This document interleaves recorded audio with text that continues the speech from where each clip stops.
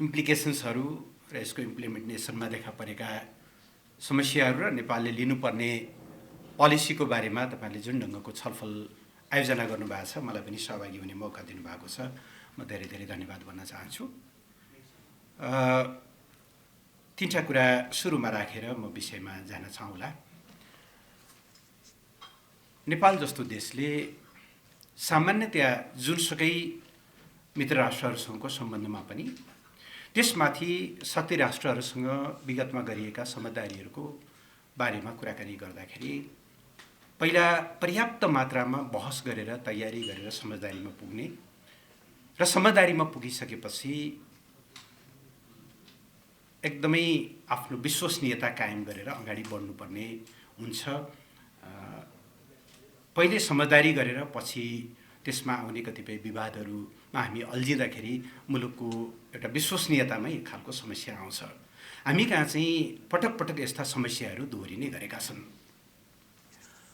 2053 सालमा एकीकृत महाकाली सन्धि भयो। सन्धि हुँदा त्यस्तो ह्यू एन्ड क्राई केही थिएन, तर पछाडि यस्तो ठुलो कन्ट्रोभर्सीमा हामी फस्यौँ। एउटा पार्टी त विभाजितै हुने स्थिति भयो र त्यसले धेरै ठुलो समस्या सृजना गर्यो। एमसीसी सम्झौता भयो 2017 मा।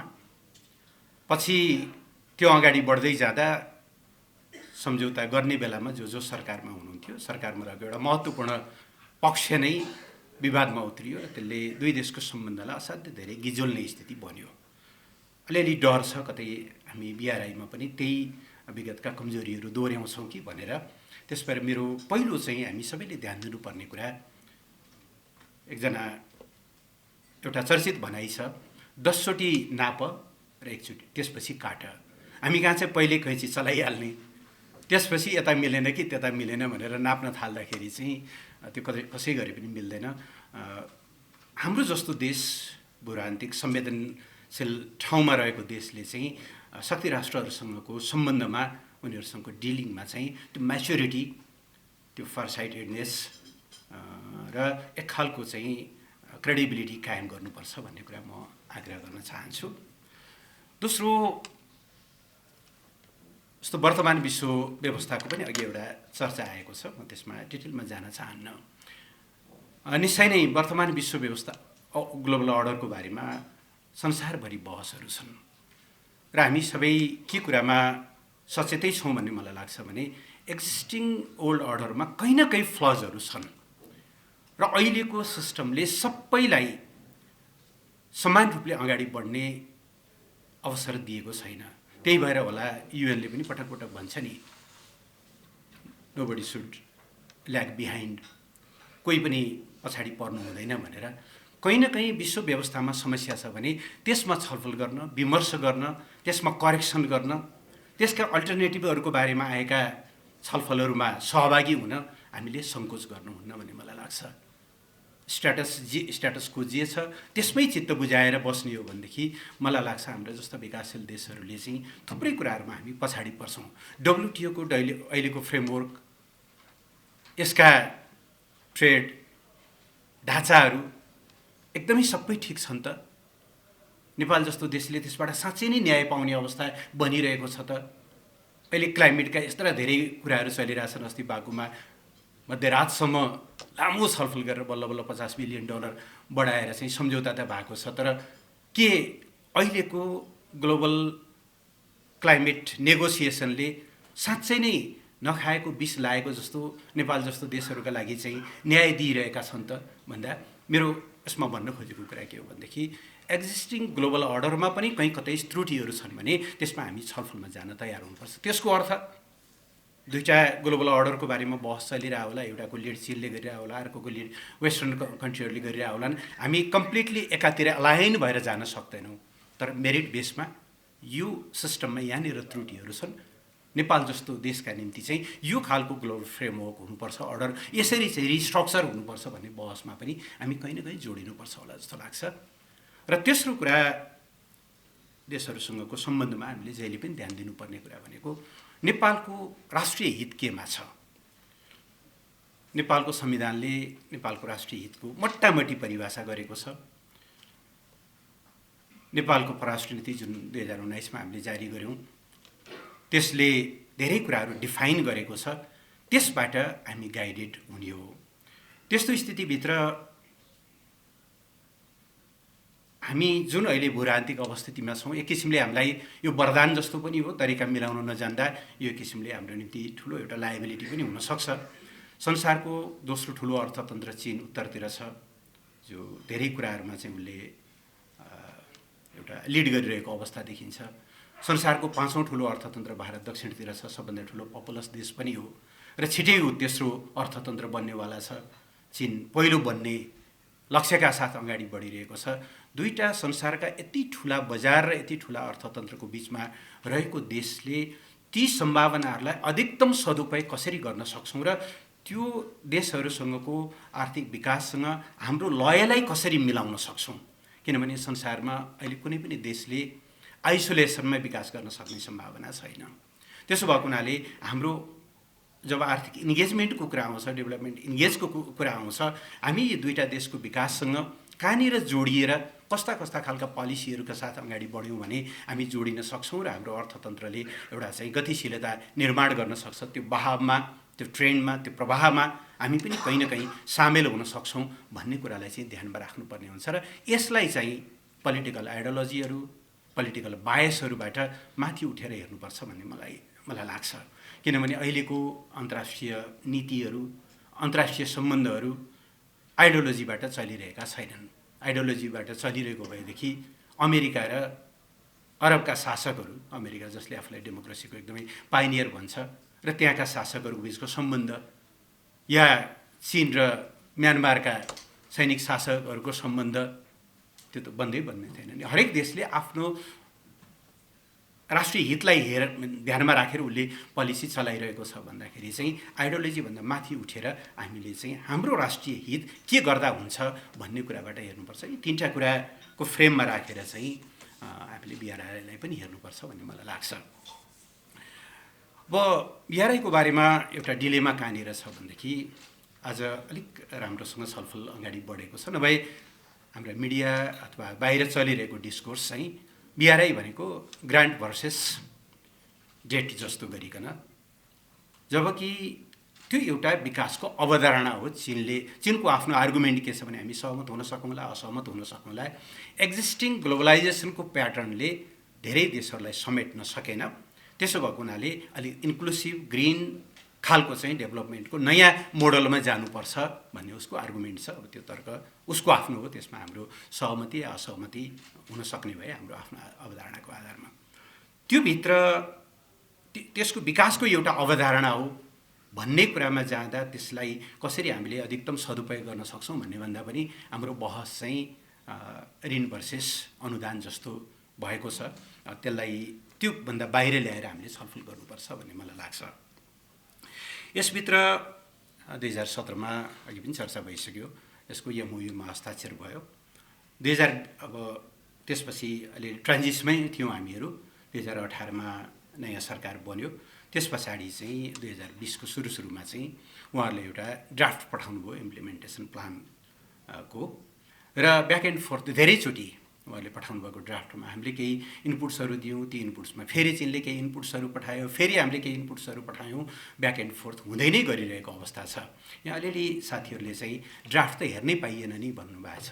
त्यो चाहिँ मिल्दैन, त्यस्तो हामीले आग्रह राख्नु पनि हुँदैन होला। दुई देशको बिचमा एकदम इनिसियल स्टेजमा रहेका ड्राफ्टहरू अब यस्तो फोरमहरू अथवा मिडियामा ल्याएर छलफल गरेर त पार पनि लाग्दैन होला। तर स्वाभाविक रूपले एउटा जिम्मेवार डेमोक्रेटिक सरकारले जब निष्कर्षमा पुग्ने बेला हुन्छ त्यसका इम्प्लिकेसन्सहरूको बारेमा चाहिँ जनतालाई सुसूचित गर्नुपर्छ।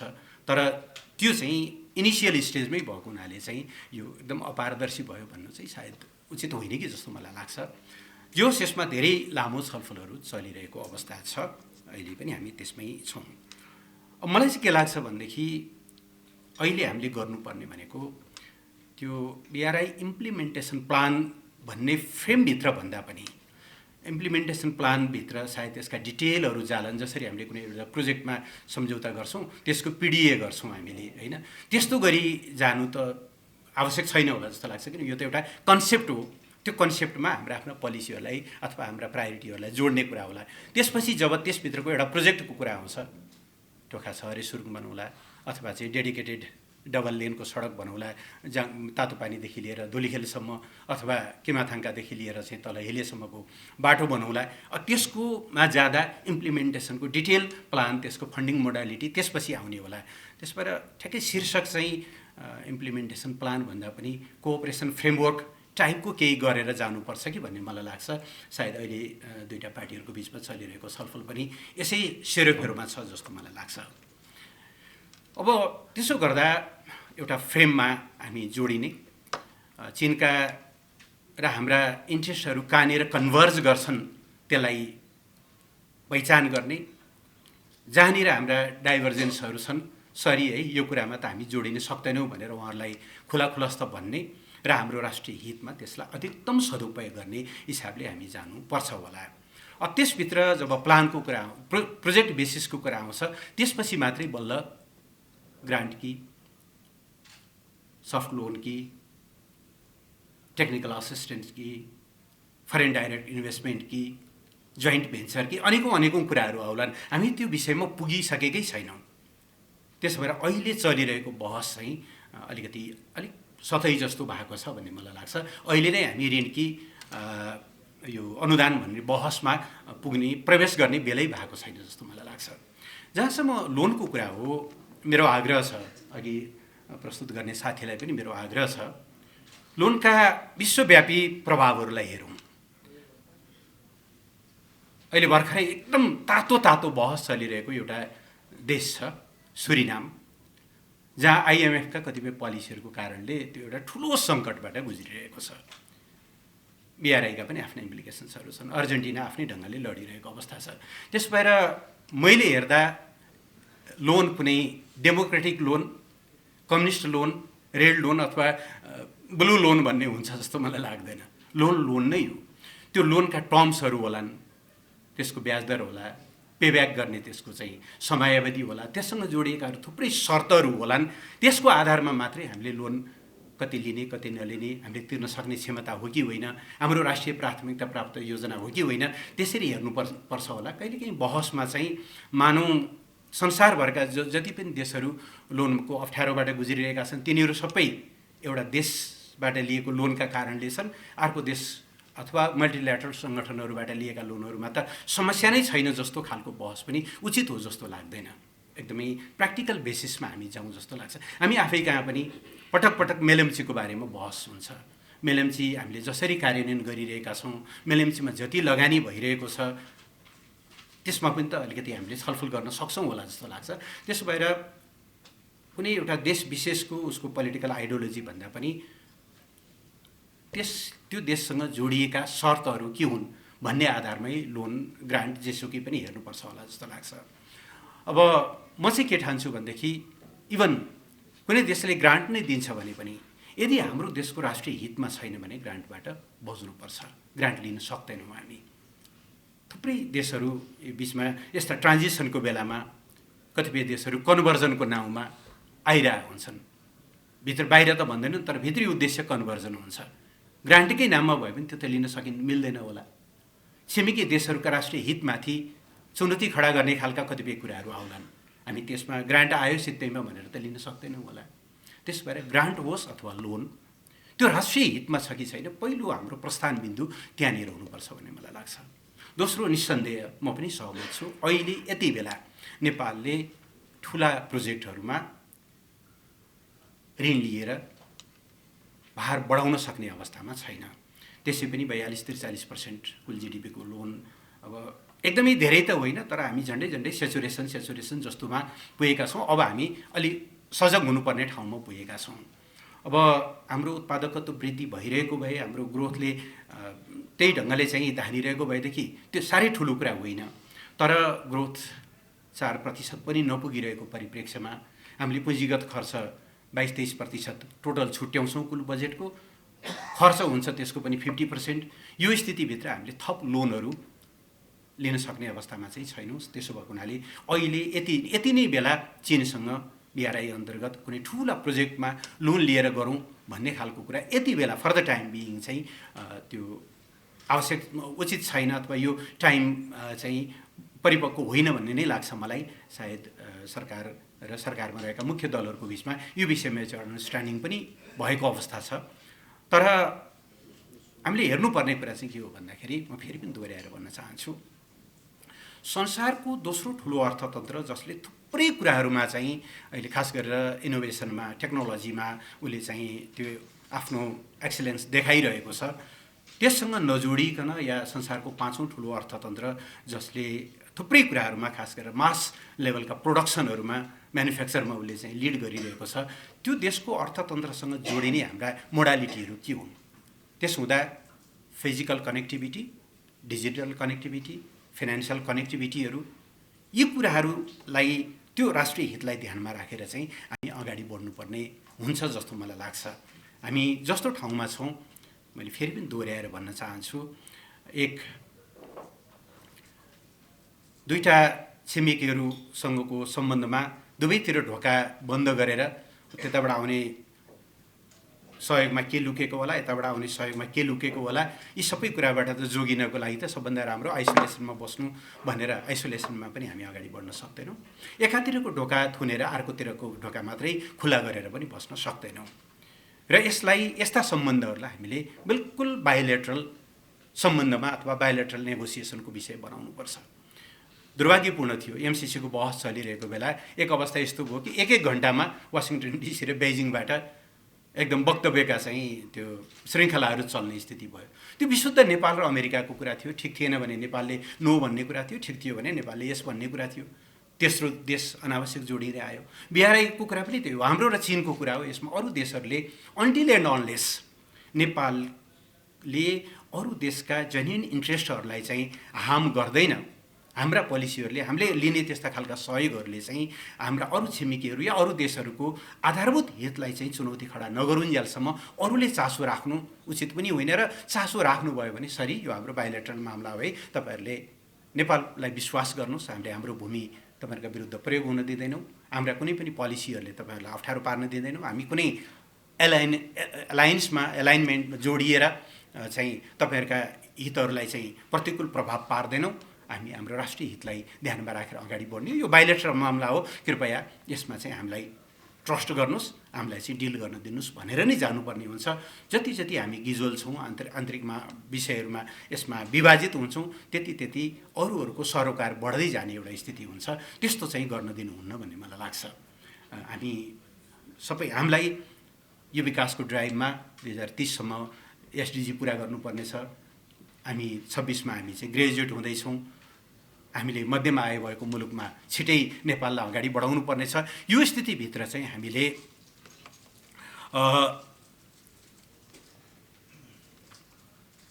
आफ्नो राष्ट्रिय हितलाई ध्यानमा राखेर यी कुराहरूलाई अगाडि बढाउनु पर्ने हुन्छ।